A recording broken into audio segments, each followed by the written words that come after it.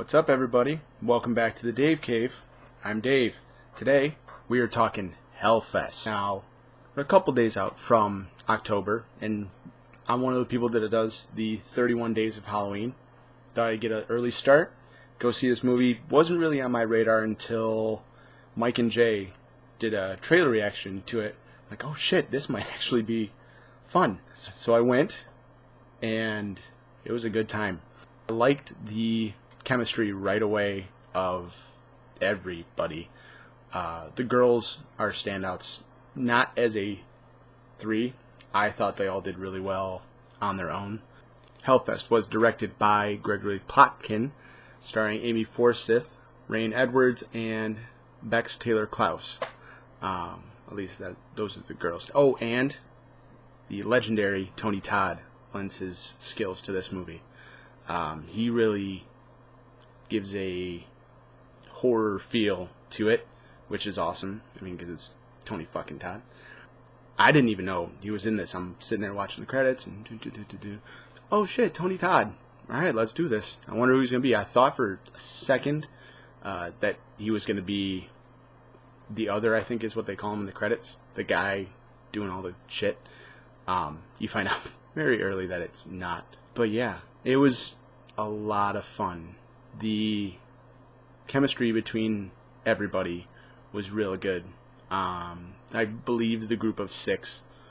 And for those that don't know, this is a story of six people that get together to go to this. It's very Halloween Horror Nights, Halloween weekends at Cedar Point kind of event. Where there's a bunch of haunted houses, a bunch of shit, scare zones, all that, and they nail that aesthetic. Nail it. It's perfect. They use it really well to tell the story. It's not just like, okay, this shit's happening. They happen to be in a haunted house thing to, amp everybody's excitement level up. That's not at all. That is very much a part of this story. And there are a couple times where you wonder, why would they have that in a horror area? You'll see what I mean. And there are a couple parts where you gotta be like, okay, it helps tell the story. Let it go and keep going. It's obviously not going to win any Oscars, but it's a lot of fun.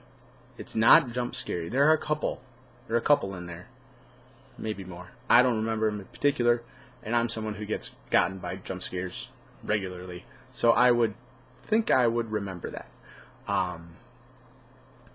But it leans on suspense a lot.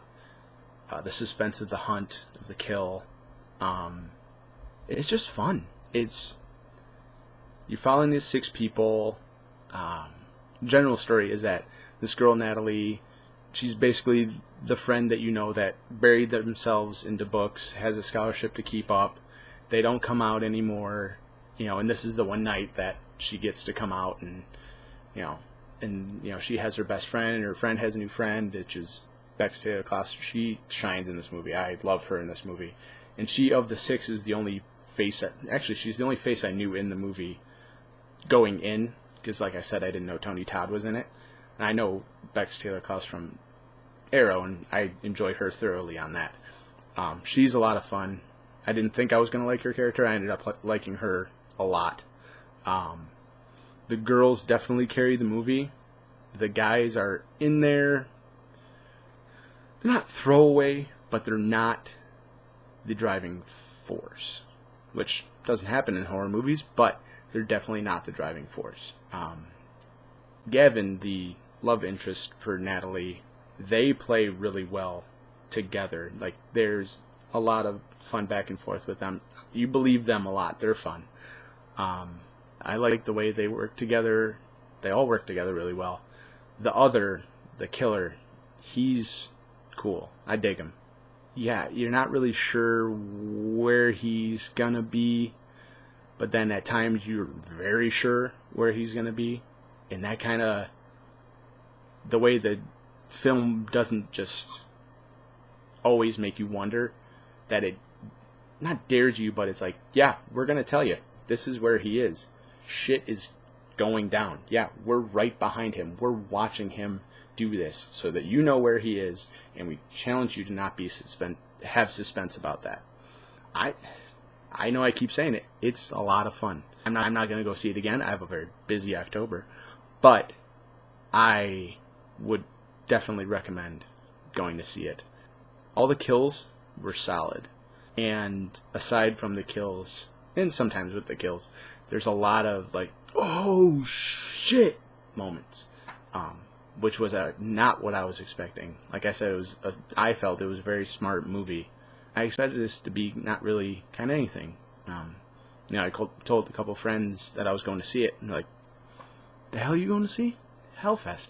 What the it's Hellfest. And I said, it's just a movie. It wasn't even on my radar. I really enjoyed it. I would go see it again if someone asked me to. It's great Halloween candy.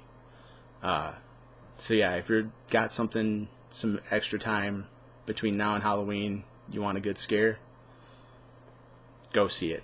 Go see it. It's a lot of fun. And maybe I would go see it again if I had extra time. I'd go see it for sure. But now, that's where the review ends. Because I want to talk about some of the shit at the end of this movie. I'm saying shit as stuff.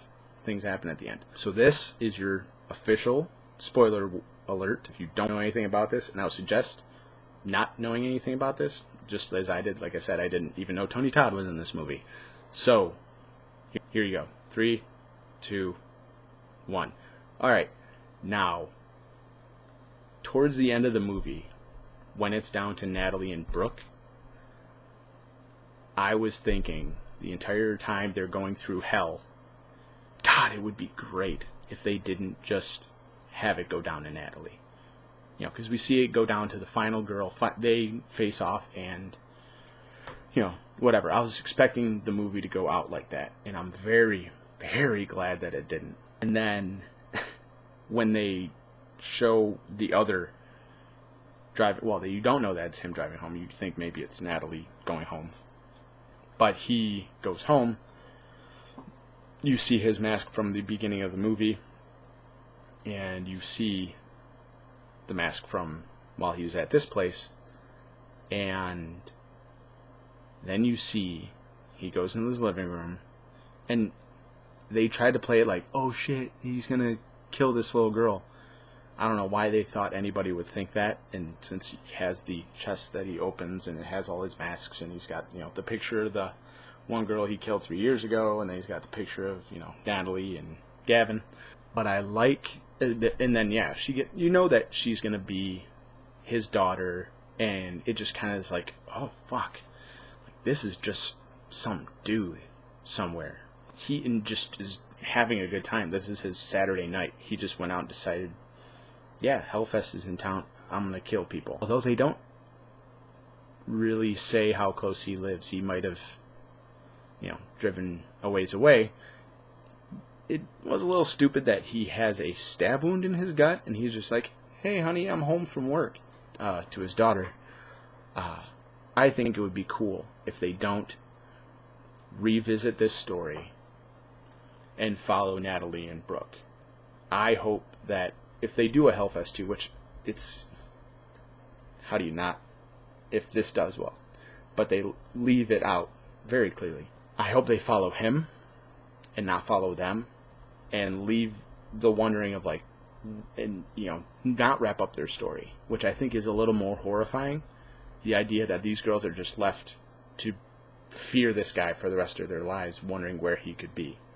Maybe, obviously, this movie would have to kill, and the next one would have to kill, and then maybe in part 3, you have, this shit happens again, so Natalie and Brooke, they come back, and they try to find this guy. They go on the hunt. I like that idea in movies, the idea of the victim turning the hunt on the killer is one of my favorite part of Halloween H2O. But yeah, I liked it. Tell me what you thought. Did you think, that was fucking stupid? Or, yeah, I enjoyed it too. It was such a good time.